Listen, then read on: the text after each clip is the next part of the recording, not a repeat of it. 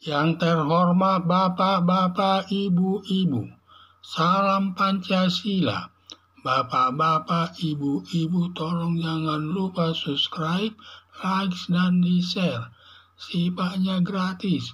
Pada hari Sabtu tanggal 18 Mei tahun 2024, saya akan mengomentari kata Presiden Joko Widodo melarang ibadah agama melanggar pasal 29 ayat 2 Undang-Undang Dasar 1945.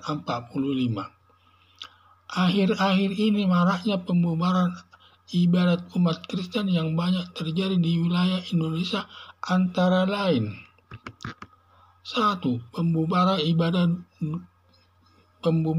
ibadah doa Rosario yang diselenggarakan mahasiswa Universitas Pamulang di daerah Victor Tangerang dan pelakunya ketua RT bernama Diding bersama beberapa orang temannya yang membawa pisau. Pembubaran ibadah yang dilakukan di dalam rumah kos-kosannya dengan cara disentak-sentak dan sampai ada yang memakai mahasiswa yang melakukan doa Rosario tersebut, sampai ada yang melukai mahasiswa yang melakukan doa Rosario tersebut. Dan menurut informasinya pelaku pembubaran doa Rosario sudah dijadikan tersangka sebanyak 4 orang, termasuk ketua RT Diding tersebut. 2. Juga terjadi Yayi Susilowati melakukan pembubaran ibadah Kristen di perumahan Cermai, Gresik, Jawa Timur dengan cara berteriak keras dengan berbagai tudingan kata-kata untuk membubarkan ibadah Kristen tersebut. Yang disesalkan yang melakukan pembubaran ibadah agama Kristen tersebut bernama Yayi Susilowati selaku pegawai negeri sipil, juga sebagai guru senam yang tidak pantas dilakukan aparat sipil negara dan seharusnya bersikap netral yang menghargai setiap warga masyarakat yang berbeda agama guna terciptanya kehidupan yang harmonis sesama pemeluk agama yang berbeda di tengah-tengah masyarakat. 3. Masih juga banyak kejadian pembubaran ibadah agama Kristen yang terjadi di Lampung, di daerah Sumatera Utara, dan Pulau Samosir dan tempat lain. Mengingat banyaknya kejadian pembubaran ibadah Kristen sampai Presiden Joko Widodo menyatakan pembubaran ibadah agama bertentangan dengan pasal 29 ayat 2 Undang-Undang Dasar 1945. Karena di dalam Undang-Undang Dasar tersebut secara jelas diatur bahwa agama yang diakui negara Indonesia ada 6 agama, yaitu agama Islam, agama Kristen, agama Katolik, agama Hindu, agama Buddha, dan agama Konghucu. Kedudukannya sama di hadapan hukum. Dalam arti, semua agama bebas melakukan ibadat dan membangun tempat ibadah di seluruh Indonesia, tidak boleh dilarang. Maka seperti peringatan Presiden Joko Widodo kepada masyarakat umum bahwa membubarkan ibadah agama apapun dilarang yang bisa berurusan dengan aparat penegak hukum, terlebih jajaran kepolisian.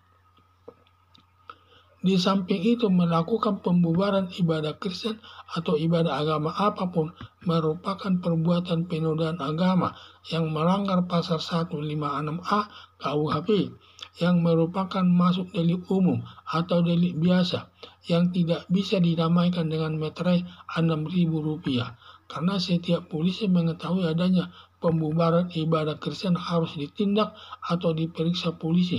Bila sudah ada minimal 2 alat buktinya, hakim segera menjatuhkan hukumannya sesuai perbuatannya. Yang disesalkan setiap adanya pembubaran ibadah agama Kristen sering diselesaikan kepolisian dengan jalan damai dengan meterai Rp6.000 yang berakibat pelaku pembubaran ibadah agama Kristen tidak merasa takut mengulangi melakukan pembubaran ibadah agama Kristen. Diduga kalau pelaku pembubaran ibadah Kristen dihukum selama 5 tahun sesuai pasal 165A KUHP, tidak akan berani lagi melakukan pembubaran ibadah Kristen. Peringatan Presiden Joko Widodo seharusnya diterapkan menjatuhkan hukuman yang berat kepada pelaku pembubaran ibadah Kristen tersebut yang termasuk tugas utama jajaran kepolisian di seluruh Indonesia. Apalagi adanya pembubaran ibadah Kristen tidak pernah mendapat tanggapan dari Majelis Ulama Indonesia, tetapi kalau ada merobek-robek Al-Quran di Swedia, langsung diprotes keras pemerintahan Swedia. Sepertinya secara tidak langsung Majelis Ulama Indonesia mendukung pembubaran ibadah agama Kristen tersebut. Demikian juga para kiai dan ustadz atau tokoh-tokoh agama Islam tidak pernah bersuara atas pembubaran ibadah Kristen, seakan menyetujui pembubaran ibadah Kristen tersebut. Harapan saya, satu-satunya aparat negara, terlebih jajaran kepolisian yang menindak para pelaku atas pembubaran ibadah Kristen tersebut, tetapi sangat disesalkan. Sepertinya aparat kepolisian tidak berani menindak yang melakukan pembubaran ibadah Kristen tersebut, karena di belakang pelaku pembubaran ibadah Kristen tersebut jumlahnya cukup besar barisan yang mendukung pembubaran ibadah Kristen tersebut. Akibatnya, setiap adanya pembubaran ibadah Kristen selalu didamaikan aparat kepolisian dengan cara menggunakan meterai Rp6.000. Harapan saya, banyaknya pembubaran ibadah Kristen di Indonesia sampai Presiden Joko Widodo mengingatkan kepada masyarakat umum resiko membubarkan ibadah Kristen yang melanggar pasal 29 ayat 2 Undang-Undang Dasar 1945 sebagai aturan pelaksanaan melanggar pasal 156A KUHP yang ancaman hukumannya selama 5 tahun penjara. Akhir-akhir ini maraknya pembubaran ibadah umat Kristen yang banyak terjadi di wilayah Indonesia antara lain. 1. Pembubaran ibadah Dua Rosario yang diselenggarakan mahasiswa Universitas Pamulang di daerah Victor, Tangerang, dan pelakunya ketua RT bernama Diding bersama beberapa orang temannya yang membawa pisau. Pembubaran ibadah yang dilakukan di dalam rumah kos-kosannya dengan cara disentak-sentak dan sampai ada yang melukai mahasiswa yang melakukan Dua Rosario tersebut, dan menurut informasinya pelaku pembubaran Dua Rosario sudah dijadikan tersangka sebanyak 4 orang termasuk ketua RT Diding tersebut. 2. Juga terjadi Yayi Susilawati melakukan pembubaran ibadah Kristen di Perumahan Cermai, Gresik, Jawa Timur dengan cara berteriak keras dengan berbagai tudingan kata-kata untuk membubarkan ibadah Kristen tersebut. Yang disesalkan yang melakukan pembubaran ibadah agama Kristen tersebut bernama Yayi Susilawati selaku pegawai negeri sipil, juga sebagai guru senam yang tidak pantas dilakukan aparat sipil negara, dan seharusnya bersikap netral yang menghargai setiap warga masyarakat yang berbeda agama guna terciptanya kehidupan yang harmonis sesama pemeluk agama yang berbeda di tengah-tengah masyarakat. 3. Masih ada juga kejadian pembubaran ibadah agama Kristen yang terjadi di Lampung, di Medan, Sumatera Utara, dan di Pulau Samosir dan tempat lain.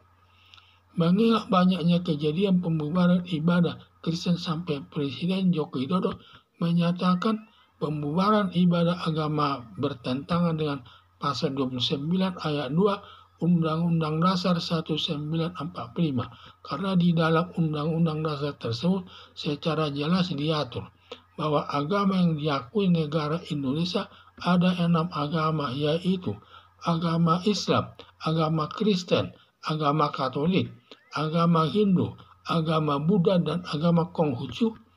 Kedudukannya sama di hadapan hukum, dalam arti semua agama bebas melakukan ibadah dan membangun tempat ibadah di seluruh Indonesia, tidak boleh dilarang.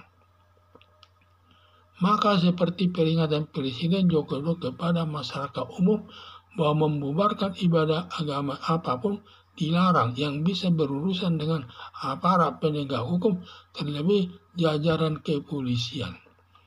Di samping itu, melakukan pembubaran ibadah Kristen atau ibadah agama apapun merupakan perbuatan penodaan agama yang melanggar pasal 156A KUHP yang merupakan masuk delik umum atau delik biasa yang tidak bisa dinamaikan dengan meterai Rp6.000.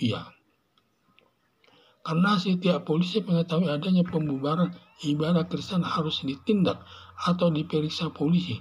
Bila sudah ada minimal 2 alat buktinya, hakim segera menjatuhkan hukumannya sesuai perbuatannya. Yang disesalkan setiap adanya pembubaran ibadah agama Kristen sering diselesaikan kepolisian dengan jalan damai dengan meterai Rp6.000 yang berakibat pelaku pembubaran ibadah agama Kristen tidak merasa takut mengulangi melakukan perbuatan ibadah agama Kristen. Diduga kalau pelaku pembubaran ibadah Kristen dihukum selama 5 tahun sesuai pasal 165A KUHP, tidak akan berani lagi melakukan pembubaran ibadah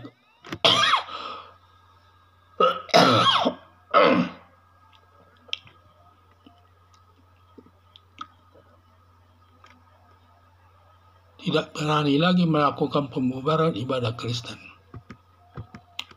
Peringatan Presiden Joko Widodo seharusnya diterapkan menjatuhkan hukuman yang berat kepada pelaku pembubaran ibadah Kristen tersebut yang termasuk tugas utama jajaran kepolisian seluruh Indonesia. Apalagi adanya pembubaran ibadah Kristen tidak pernah mendapat tanggapan dari Majelis Ulama Indonesia, tetapi kalau ada menyobek-nyobek Al-Quran di Swedia langsung diprotes keras pemerintahan Swedia. Sepertinya secara tidak langsung Majelis Ulama Indonesia mendukung pembubaran ibadah agama Kristen tersebut. Demikian juga para kiai dan ustadz atau tokoh-tokoh agama Islam tidak pernah bersuara atas pembubaran ibadah Kristen, seakan menyetujui pembubaran ibadah Kristen tersebut.